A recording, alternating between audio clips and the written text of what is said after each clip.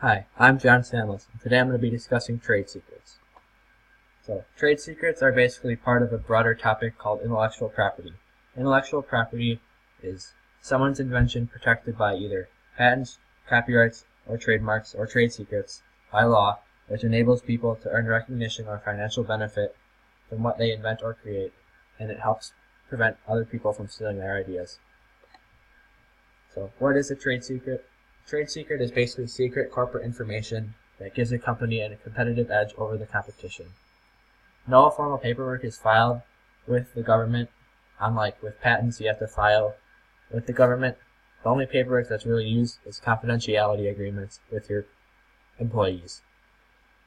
And due to no paperwork being filed with the government, there is not really any legal protection besides common laws, like you can't blackmail the owner of a company to give you his trade secret, or you can't steal it from him illegally. But if it gets out through something like social media or something like that, it is fine for other companies to use your information. So here's 4 famous examples of trade secrets: KFC's 11 herbs and spices, Google's search algorithm, Coca-Cola's recipe, and Listerine. And some of these have been kept secret better than others. So here's 3 advantages of trade secrets over patents or other intellectual property types. If kept well, trade secrets can be kept a secret forever, but this is often rare because usually there is some disgruntled employee or some mix-up that ends up releasing trade secrets after a certain amount of time. Another advantage is no annual fees like patents or trademarks you have to pay to the government every year. For this, you don't have to, and there's no need for it to be approved by the government. And it doesn't take a year or 2 to file with them. You can just keep it a secret and the government doesn't have to be involved. There are also cons of trade secrets. There is, like I said, little to no legal protection outside of common laws. It is extremely difficult to keep a secret, even with confidentiality agreements. And one last thing, it is difficult to produce without exposing the secret. Other companies can use what's called reverse engineering and find out what's in your product. If it's Coca-Cola, they can find out how you make it up so that other companies create knockoffs. Or if Listerine, they find the makeup of the product through reverse engineering, and then they can make it themselves. This is one downfall of trade secrets, as with patents, you give them your information of what's in it, and they still can't make it for a certain amount of time. But with trade secrets, right away after it's produced, they can start to reverse engineer it and produce it themselves. So, when I was researching, I came across this first real-life case of trade secret violation, and it involves Uber and Waymo.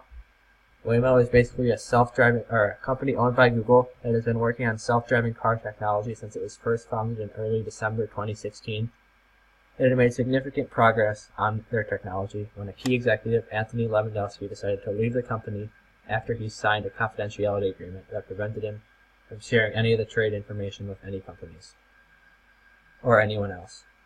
Waymo claims that when he left, he stole 14,000 documents detailing their process, and allegedly he used the stolen information to create his own company, Otto, to work on this project himself. His company, Otto, was later bought out by Uber, and Levandowski was hired as a lead engineer in Uber's project of self-driving cars. Waymo claimed that once Uber hired Levandowski to be their lead engineer on the project, he used Waymo's trade secrets with Uber to make progress on Uber's self-driving car project. However, Uber claims that they were unaware that Levandowski illegally copied the documents and claimed they had never used any of their Waymo's technology on their project. They say they didn't know that Levandowski stole the trade secrets, and they have since fired him. The court deliberation is currently going on, and the decision on whether Uber will have to pay Waymo the $2.6 billion in damages that they are claiming is yet to be seen. This is considered stealing a trade secret because the man signed a confidentiality agreement with Waymo and didn't abide by that. Therefore, he violated trade secret. Whether Uber knew about this is up for the court to decide. So my second example of a real-life case is Best Buy versus Tech Forward. Back in 2012, Best Buy began to struggle to compete with the surge of online companies like Amazon. This, along with the fact that many key executives had been resigning, meant that they had to close down 50 stores and lay off thousands of new workers. Attempting to gain an edge on these new up-and-coming tech companies, Best Buy contacted Tech Forward in an attempt to create a buyback program with customers, old technology, in order for them to get money towards newer, more advanced technology. After working with TechForward for months and signing a contract with them, Best Buy decided to walk away from TechForward and say they wanted to create their own technology. However, really, they were just using TechForward's technology behind their back and not paying them for it.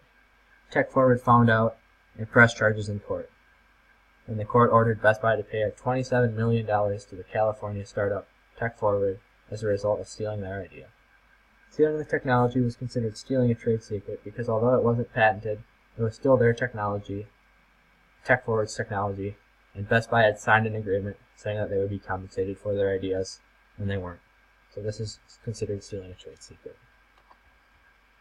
Our group used our knowledge of intellectual properties to help us create this Assisting Wheels logo, which is the name of our shopping cart company. To start off, our group did a mind mapping activity to come up with our company logo. We came up with that. We wanted to have a shopping cart as the main part of our logo, but we also wanted to have something in our logo that connected us with Walmart, because they are the company that we are working with. But we also knew that we couldn't take their logo without risking trademark infringement. We compromised by just using their colors that Walmart uses and creating our own logo using those colors, so we're not breaking any trademark. Using more mind mapping, we came up with the shopping cart as the centerpiece of our logo, as well as the scripted AW that you can see inside the shopping cart to give our brand a simple logo that could be put on the carts to gain us brand recognition. This is my PowerPoint on trade secrets, and I hope you enjoy. Thank you.